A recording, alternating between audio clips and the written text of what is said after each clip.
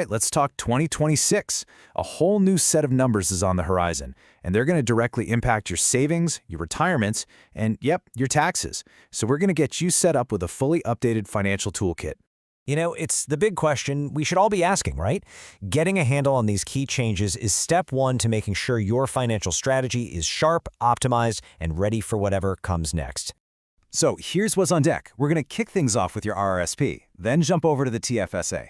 After that, we'll unpack the new CPP system, touch on the FSHA for all you aspiring homeowners, and wrap up with a couple of key tax numbers you'll definitely want to know. Okay, first up, the big one. The absolute cornerstone of Canadian retirement planning, the Registered Retirement Savings Plan, or RRSP. Let's see what's new. And this is great news, especially if you're a dedicated saver. The government is bumping up the ceiling on how much you can tuck away for retirement tax-deferred. So, what's the magic number? There it is, $33,810. Thanks to those inflation adjustments, the max RSP contribution for 2026 is getting a nice little bump up from the 2025 limit of $32,490. That's some serious extra room to grow your nest egg. But, and this is key, remember the golden rule. While that big number is the absolute maximum, your personal contribution room is always 18% of the income you earned last year, and it's just capped at that new ceiling. So for most of us, that 18% is the number that really matters. Yeah, if you've got a company pension, you have to pay close attention to something called the pension adjustment. Think of it this way. The value of what you and your employer put into your pension gets calculated, and that amount directly reduces your personal RRSP room. So you got to subtract it from your 18% calculation. All right, let's switch gears to another super powerful tool in your kit, the tax-free savings account. This is maybe one of the most flexible ways to save, period. So, for 2026, the annual TFSA limit is holding steady at a nice round $7,000. No increase this year, but hey, that's still another big chunk of tax-free space you get to add to your account. Consistency is the name of the game here. And this is where you see the incredible long-term power of the TFSA.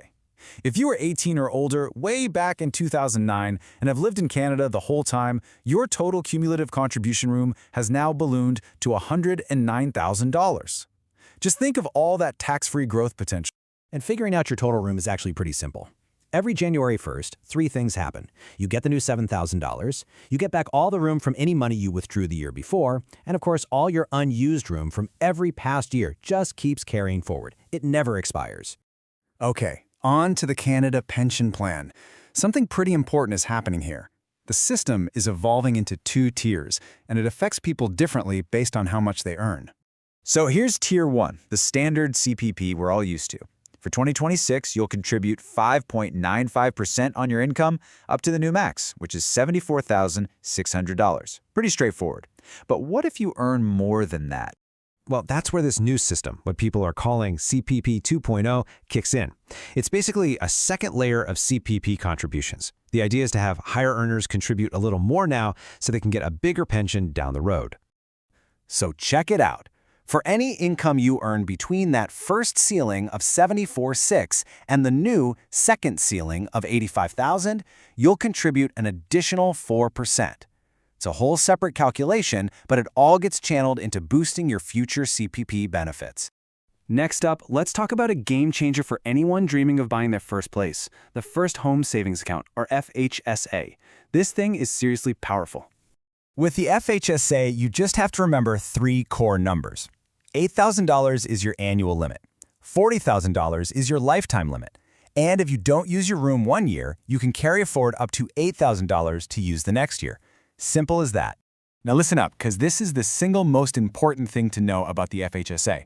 You don't get any contribution room until you physically open an account. So even if you just open one with a single dollar, you've started the clock and you'll begin accumulating that super valuable contribution space. Don't wait!